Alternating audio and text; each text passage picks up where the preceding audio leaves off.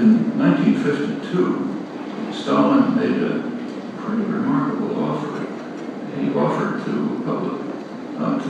allow Germany to be reunified with democratic elections under international supervision, which the West was sure of in, but on condition that it be demilitarized. When you take a look at Russian history, Germany alone had practically wiped out Russia several times in the past half-century, and as part of the Western military, the hostile military alliance was a tremendous threat. Well, that was public, so it was mentioned, and there were some people who said it should be taken seriously, like James Worker, influential commentator, but it was just ridicule. It was dismissed with ridicule. Well, by now, Russian archives are coming out, and it turns out that it was apparently serious. And now scholarship, even right-wing scholarship, is beginning to take it seriously.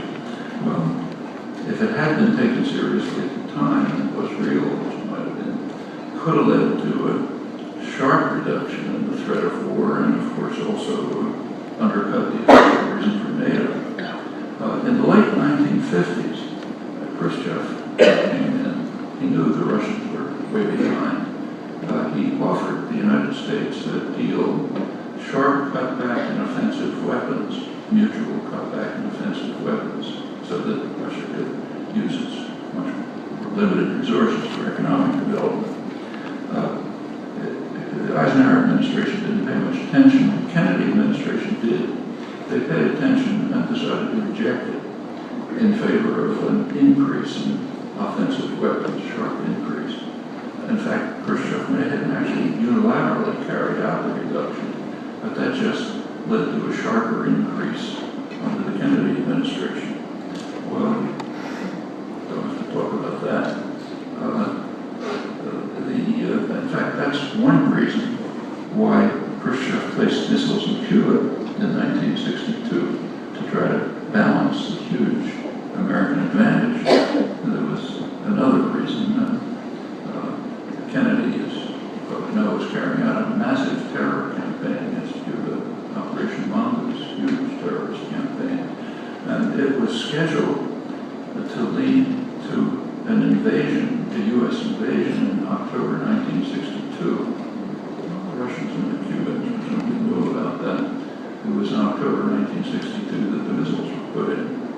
That led to what is called the most dangerous moment in history by historian Arthur Schlesinger, Kennedy's advisor. Then followed extremely tense weeks.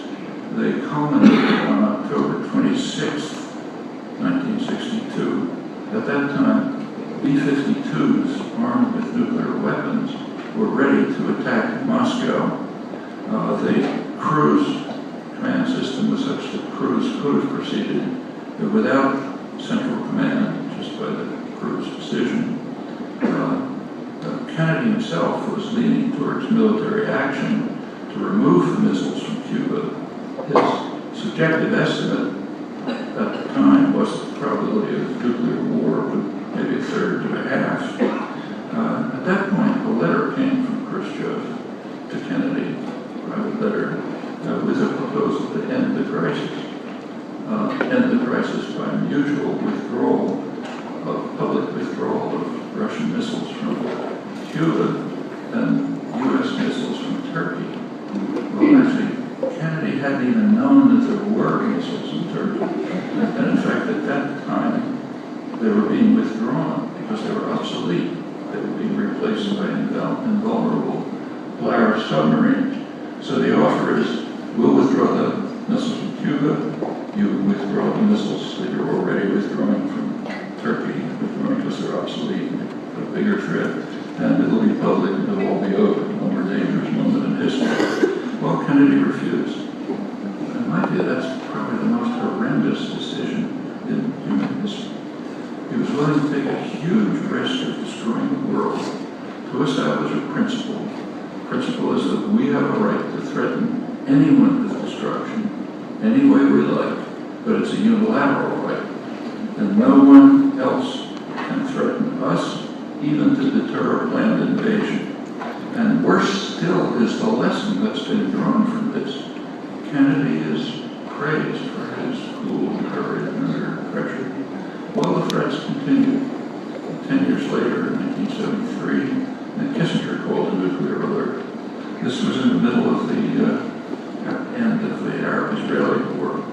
The reason that he called the nuclear alert was that the U.S. and Russia had made a deal to impose a ceasefire to end the fighting.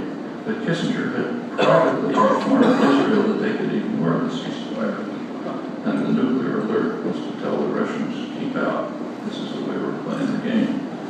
Didn't lead to war. And 10 years later, Ronald Reagan came in. His administration decided to probe Russian defenses by simulating air and naval attacks, and also placing Cuban missiles in Germany, which had a 5-minute flight time to Russian targets, provided what the CIA called a super sudden first strike capability.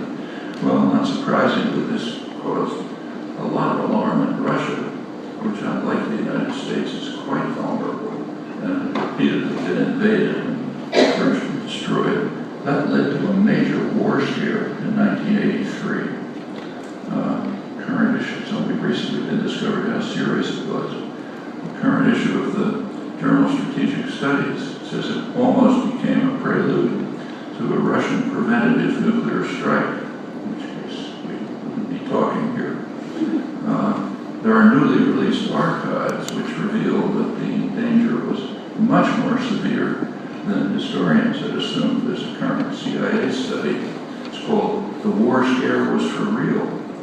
It concludes that U.S. intelligence underestimated the threat of a Russian preventative nuclear strike. They took it seriously when it looked as if the U.S. was invading their country, surprisingly. And it continues. I won't run through the record, but the most recent case is the bin Laden assassination, and there are more waiting. 3 of them are on the front pages right now, so let's take a brief look at those. North Korea, Iran, and China. So take North Korea. It's issuing, government's issuing wild, dangerous threats attributed here to the lunacy of the leaders. That could be the worst government in the world, make a case for that. But if we want to reduce the threats, instead of to march blindly in unison, there are a couple of things to consider. The current crisis began with U.S.-South Korean war games on the border with North Korea. For the first time ever, quote the official description, they included simulation of preemptive attack in an all-out war scenario against North Korea. They also led to simulated nuclear bombing on North Korea's borders by B-52s and B-2s, the most sophisticated machines of destruction in the world. That brings up some memories for the North Korean leadership. For example, they can remember that there was a superpower that virtually leveled the entire country 60 years ago.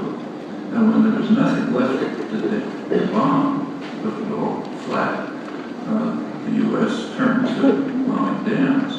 It's a war crime for which people were hanged in Nuremberg. And even if we choose not to look, they probably read the documents. For example, the official Air Force records, which are exult at the time, just you should read them, they exult over the glorious sight of massive floods, unquote, that scooped clear 27 miles of valley below, that devastated 75% of the controlled water supply for North Korea's rice production, sending the commissars scurrying to the press and radio centers to blare to the world the most severe, hate-filled harangues to come from the communist propaganda mill in the 3 years of the war. To the communists, the smashing of the dams meant primarily the destruction of their chief sustenance, rice.